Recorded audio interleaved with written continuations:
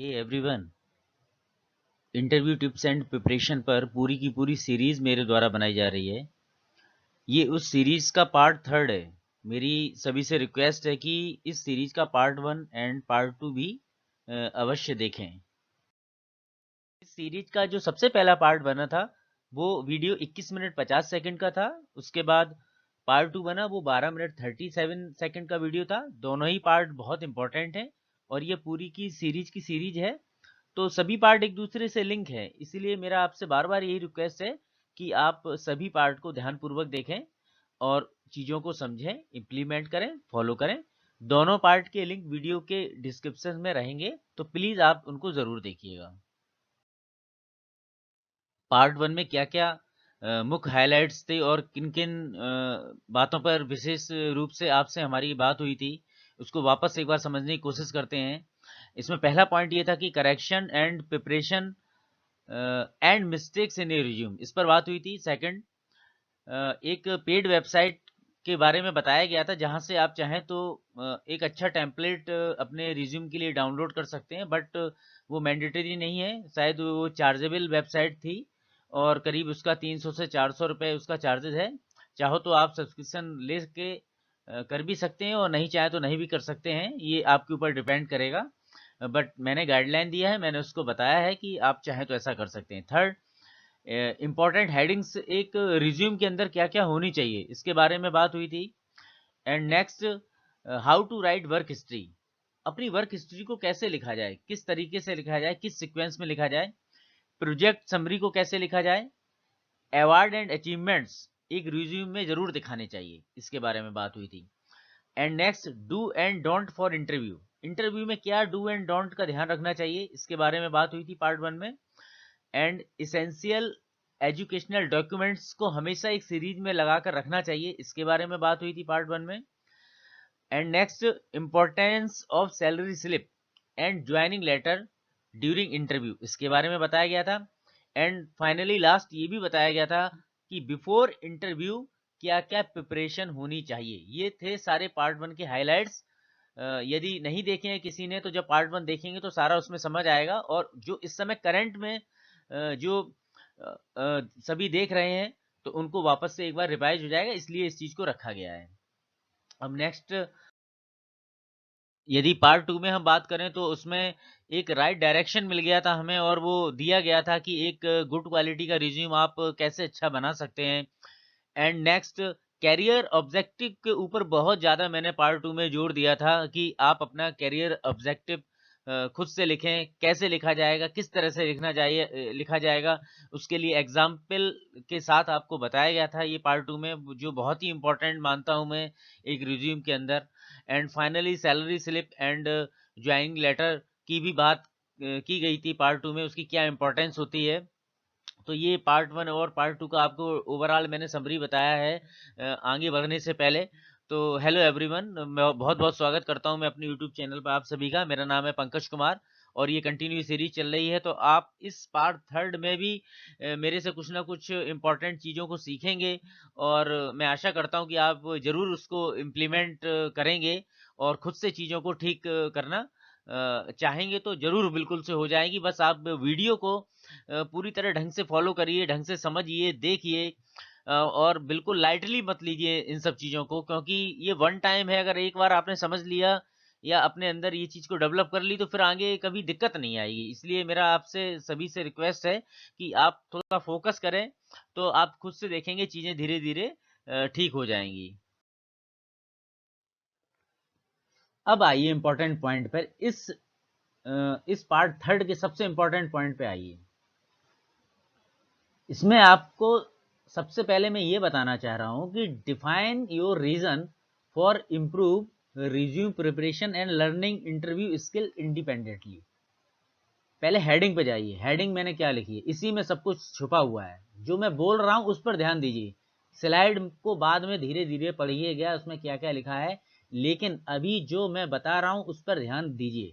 Heading फिर वापस repeat कर रहा हूं, define your reason for improve resume preparation and learning interview skill independently. इस पूरी हेडिंग में सब कुछ छुपा हुआ है।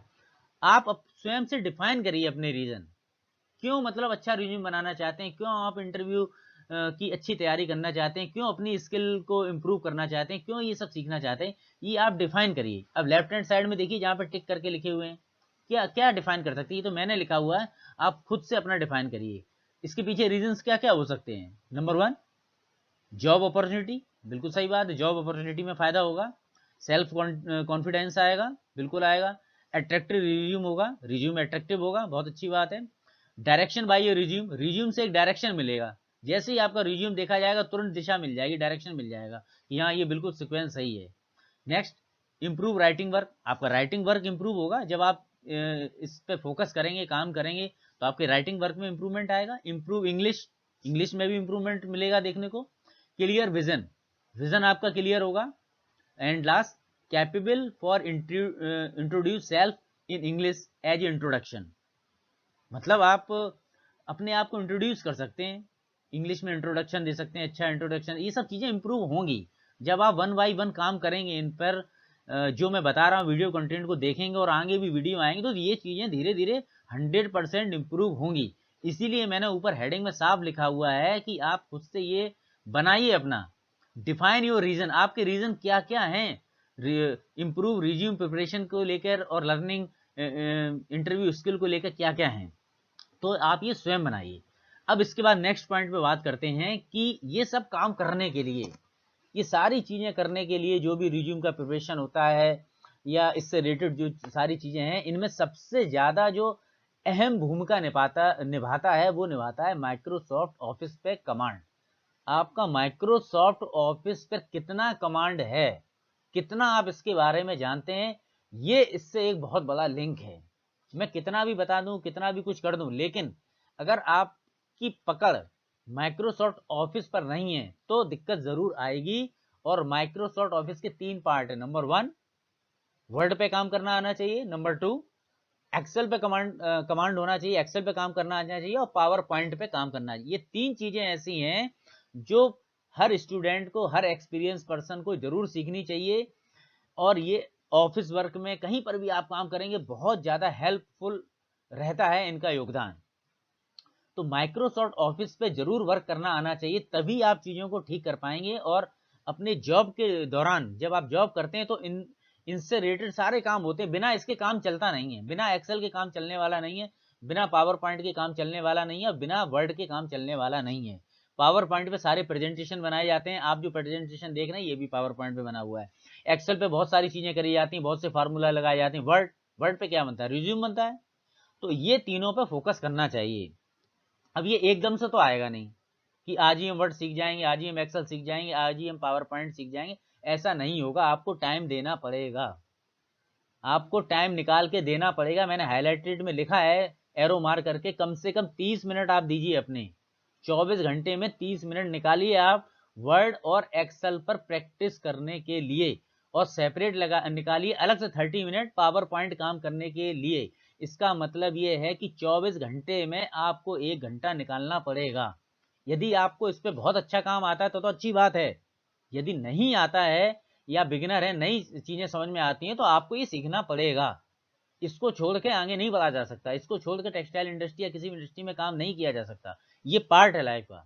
तो आप इस पर टाइम दो, कम से कम 1 घंटा निकालो। आप वर्ड पे काम करिए, एक्सेल पे काम करिए, पावर पॉइंट पे काम करिए। यूट्यूब पे बहुत सारे फ्री वीडियोज इस पर अवेलेबल हैं, आप उनकी हेल्प लीजिए, सीखिए, प्रैक्टिस करिए, कुछ ना कुछ बनाइए, गलत बनाइए, सही बनाइए, गलत बनाइए, सही बनाइए, लेकिन बनाइए।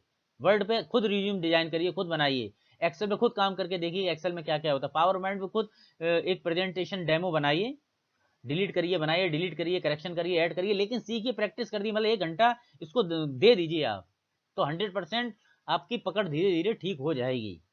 और इससे भी ज़्यादा यदि आपके पास टाइम है तो किसी ना किसी कंप्यूटर सेंटर पर जाकर भी आप Word, Excel and PowerPoint पे काम सीख सकते हैं। और ये सबको सीखना चाहिए, ये बहुत ज़रूरी होता है। जब आप इंडस्ट्री में कहीं जॉब करने जाएंगे तो सारा का सारा वर्क एक्सेल, पावर पॉइंट इन सब पे डिपेंड होता है और इनसे काम पड़ता ही रहता है। तो क्यों ना ये चीज़ें पहले ही ठीक कर ली जाएं। एक बार जॉब में जाने के बाद फिर टाइम नहीं मिलता है, फिर ये चीज़ें इम्प्रूव नहीं हो पाती हैं और दिक्कत आती है। तो मैं आपसे रिक्वेस्ट कर रहा हूँ बार बार कि आप वर्ड पर, एक्सेल पे, पावर पॉइंट पे, जो पूरा का पूरा जिसको माइक्रोसॉफ्ट ऑफिस बोला जाता है, इस पे कमांड करिए, इस पे टाइम दीजिए, 30 मिनट आधा घंटा कम से कम निकालिए, अपना लैपटॉप कंप्यूटर खोलिए, इसमें इस पर काम करना शुरू करिए, यूट्यूब वीडियो की हेल्प लीजिए, उसमें बहुत सारी चीज़ें मिल जाएंगी, कई सारे ऐसे चैनल हैं, और आप इस पे काम करना स्टार्ट करिए। ये इंटरव्यू टिप्स एंड प्रिपरेशन में ही मैंने इंक्लूड किया है, और ये बहुत इंपॉर्टेंट मैसेज है आप सबके लिए। इसके बाद मैं ये बताना चाहता हूं कि रिज्यूम स्टार्ट कैसे होगा और एंड कैसे होगा, मतलब रिज्यूम की शुरुआत कैसे होगी और रिज्यूम खत्म कैसे होगा, इस पर हमें फोकस करना है। सबसे पहले आप चाहें तो अपने हिसाब से रिज्यूम डिजाइन कर लीजिए। मैंने तो पार्ट सेकंड में बताया हुआ था कि सबसे पहले आप इस तरह से अपना स्टार्ट कर सकते हैं रिज्यूम, सबसे टॉप पे इस तरह से आप लिख सकते हैं। ये एक डेमो है, एक सैंपल है, आप चाहें तो अपने हिसाब से बना लें। मैं केवल ये सिखाना चाहता हूँ रिज्यूम स्टार्ट कैसे होगा और एंड कैसे होगा, और उसमें क्या क्या हेडिंग्स, क्या क्या इंपॉर्टेंट आएंगे, उनका सीरियल कलम क्या होगा, मतलब रिज्यूम की शुरुआत और रिज्यूम का खत्म होना, इस पे मैं फोकस कर रहा हूँ। और कैरियर ऑब्जेक्टिव मैंने आपको पहले ही बता दिया है, आप कैरियर ऑब्जेक्टिव लिखिए। इस स्लाइड में भी देखो दिख रहा है आपको कैरियर ऑब्जेक्टिव लिखा हुआ। हेडिंग डालना चाहो तो हेडिंग डाल सकते हो कैरियर ऑब्जेक्टिव, या डायरेक्ट लिखना चाहो तो आप डायरेक्ट लिख सकते हो हैविंग एक्सपीरियंस ऑफ 4 years, जैसे भी मैंने आपको सिखाया है। तो ये हो गई सबसे पहले रिज्यूम की शुरुआत, स्टार्ट यहाँ से होगा। आपका जो भी सीवी आप बायोडाटा अपना बनाएंगे, इस तरह से शुरुआत करिए। आप डिजाइन विजाइन कुछ कर सकते हैं, लेकिन सिंपल रखने की कोशिश करिए। ये हो गया टॉप का भाग। अब आइए सेकंड पार्ट, मतलब इसके बाद क्या करना पड़ेगा। इसके बाद एक और इम्पोर्टेंट चीज होती है जो मैंने अभी तक पार्ट में नहीं बताई थी, लेकिन अब आपको बताने जा रहा हूं। ये है एक्सपीरियंस कैंडिडेट के लिए। सपोज दैट आपने एक इंडस्ट्री में काम किया, उसके बाद दूसरी इंडस्ट्री में काम किया, फिर मान लो तीसरी इंडस्ट्री में काम किया। एग्जाम्पल से समझा रहा हूं, उसको समझिए। आपने 3 कंपनी में काम कर लिया। पहली कंपनी में कुछ अलग मतलब प्रोसेस था या डिपार्टमेंट था या जो भी था। सेकंड कंपनी में कुछ था, मतलब फील्ड से रिलेटेड है। मतलब टोटल मिला के आपने 3 कंपनी में काम कर लिया, आपके पास 3 कंपनी का एक्सपीरियंस हो गया। भले भी वो एक्सपीरियंस 4 साल का हो, 5 साल का हो, 8 साल का हो, जो जो आपने जिस तरह से काम किया होगा, 2 साल 3 साल या जो भी हो। मेरा सिर्फ ये मैं समझाना चाहता हूँ कि आपने 3 इंडस्ट्री में काम कर लिया, तो आप सबसे पहले डायरी में ये नोट करिए कि 3 इंडस्ट्री में जो मैंने काम किया, जो मैंने अनुभव लिया, तो इसमें सबसे ज्यादा की इंपॉर्टेंट पॉइंट क्या क्या थे जो मैंने सीखे। मतलब 3 कंपनी के एक्सपीरियंस का निचोड़ चाहिए, ये मैं समझाना चाह रहा हूं। मतलब 3 कंपनी का निचोड़ निकालो कि पहली कंपनी में क्या क्या चीजें थी, क्या क्या था, दूसरी कंपनी में क्या क्या था, क्या क्या नहीं था, तीसरी कंपनी में क्या क्या था, क्या क्या नहीं था। इन तीनों का निकालो निचोड़, और उसको लिखो डायरी पे, पॉइंट बनाओ 8-10, और एक हेडिंग डाली जाएगी जिसका नाम है कोर कॉम्पिटेंसेस। एरो मार्क में देखिए हेडिंग लिखी हुई है कोर कॉम्पिटेंसेस। इसका मतलब ये है कि आपने जिन 3 कंपनियों में काम किया या जिन 4 कंपनियों में काम किया, उसकी समरी क्या है, जिसको मैंने हिंदी में बोला है 3 कंपनियों में जो भी आपने अनुभव लिया, जो भी काम किया, उसका निचोड़, वो आएगा कोर कॉम्पिटेंसेस में। यहां पर इसको लिखने से फायदा ये होगा कि जैसे ही आपका रिज्यूम देखा जाएगा, तो शुरू में देखते ही पता चल जाएगा कि इस फलाने कैंडिडेट ने 3 से 4 कंपनियों में काम किया है, तो ओवरऑल इसका क्या एक्सपीरियंस है। मतलब उसको नीचे फिर ज्यादा देखने की जरूरत नहीं है कि वर्क हिस्ट्री में इस वाली कंपनी में क्या इसका वर्क का एक्सपीरियंस था, फिर सेकंड कंपनी में था उसमें क्या वर्क हिस्ट्री में एक्सपीरियंस था, फिर और एक कंपनी थी उसमें वर्क हिस्ट्री में इसका क्या एक्सपीरियंस है। ये नहीं, आपको समरी 3 कंपनियों की मिला के बना देनी है, बना के लिख देनी है कोर कॉम्पिटेंसेस में। यही इसकी इंपॉर्टेंस है। इससे ये पता लग जाता है कि ओवरऑल हम कहाँ कहाँ रहे, हमने क्या क्या सीखा, किसके डायरेक्शन में रहे, क्या क्या हमारा अनुभव था, ओवरऑल हमने क्या क्या चीजों को समझ लिया, ये सारा आ जाएगा कोर कॉम्पिटेंसेस में। अगर आपके पास 3 साल मतलब 3 कंपनी का एक्सपीरियंस है तो तीनों का आ जाएगा, 2 का है तो 2 का आ जाएगा, 4 का है तो 4 का आ जाएगा, 5 कंपनियां चेंज करी हैं तो 5 कंपनियों का निकल के आउटपुट इसमें आ जाएगा कोर कॉम्पिटेंसेस में। फॉर एग्जाम्पल भी मैंने कुछ बुलेट पॉइंट में लिखे हुए हैं, आप चाहें तो देख सकते हैं। एरो मार्क यहाँ पे लगा हुआ है, production handling of fabric dyeing and yarn dyeing, मतलब फैब्रिक डाइंग का भी प्रोडक्शन में मैंने काम किया है और यार्न डाइंग के प्रोडक्शन में भी काम किया है। मतलब ओवरऑल ये एक्सपीरियंस आ गया कि इस कैंडिडेट को फैब्रिक डाइंग और यार्न डाइंग दोनों का ही एक्सपीरियंस है इसका मतलब। Second point, experience of knits fabric dyeing and polyester fabric dyeing, knowledge of finishing application on 100% cotton material. कहने का मतलब ये है कि इस कैंडिडेट को निट्स की फैब्रिक डाइंग भी आती है, पॉलिस्टर की फैब्रिक डाइंग भी आती है और फिनिशिंग का भी नॉलेज है इसको, मतलब फिनिशिंग में भी ये कहीं ना कहीं रहा है। Third point, experience of dyeing in reactive dyeing, disperse dyeing and wet dyeing. मतलब इस कैंडिडेट को रिएक्टिव डाइंग भी करनी आती है, डिस्पर्स डाइंग भी करनी आती है और वेट डाइंग भी करनी आती है। इसका मतलब ये जो भी कैंडिडेट है जिसको 3 से 4 कंपनी का लगभग अनुभव है, तो ओवरऑल इसको मतलब ये चीजें आती हैं। Next, experience in 100% cotton yarn dyeing, PC and PB blend dyeing. कहने का मतलब ये है कि इस कैंडिडेट को 100% कॉटन यार्न को भी डाई करना आता है, पॉलिस्टर और कॉटन के ब्लेंड को भी डाई करना है, पीबी मतलब पॉलिस्टर विस्कोस के ब्लेंड को भी डाई करना था। मतलब इस तरह की सारी डाइंग इसको पता है। Last, operation of short flow and jet dyeing machine. मतलब शॉर्ट फ्लो डाइंग मशीन और जेट डाइंग मशीन का भी इस कैंडिडेट को ऑपरेशन आता है। तो ये मैं इतनी देर से यही समझा रहा था कि कोर कंपिटेंसीज में बुलेट्स पॉइंट्स में कम से कम 6-7 पॉइंट लिखिए, जिसमें ओवरऑल आपका जो जो अनुभव रहा है वो शॉर्ट एक समरी में आ जाएगा, जिसको देख के ही पता लग जाएगा कि ओवरऑल इस कैंडिडेट का क्या जॉब प्रोफाइल है। ये इसकी इंपॉर्टेंस है कोर कंपिटेंसेस की। तो आप ये स्वयं से बनाएं, अपने बायोडाटा में डालें।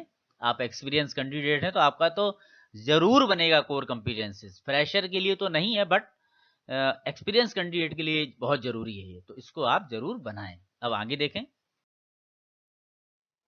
अब थर्ड पॉइंट पे आप वर्क हिस्ट्री को लिखिए और उसके साथ में आप रिस्पॉन्सिबिलिटी लिखिए। It has been already discuss in the part one में ऑलरेडी डिस्कस इसको किया जा चुका है कि वर्क हिस्ट्री और रिस्पॉन्सिबिलिटी को कैसे लिखा जाएगा।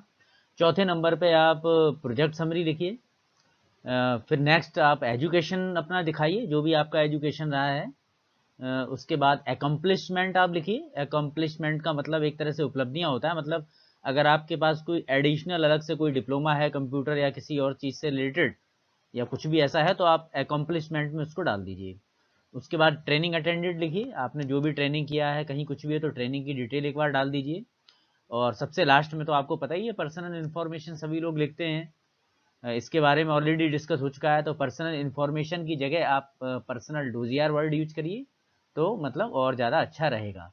तो यही है मतलब एक तरह से बताने का मेरा मैसेज कि रिज्यूम स्टार्ट से लेकर एंड तक क्या क्या सिक्वेंसिंग रहेगी, किस तरह से कंटेंट और हेडिंग्स आएंगी इसमें, ये सारी बातें डिस्कस हुई हैं बहुत अच्छे से।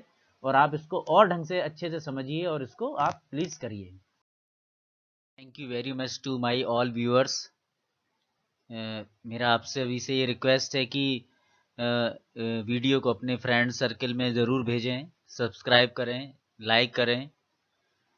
इससे मोटिवेशनल मिलता है, क्योंकि वीडियो बनाने में इसके कंटेंट को काफ़ी मेहनत पड़ती है।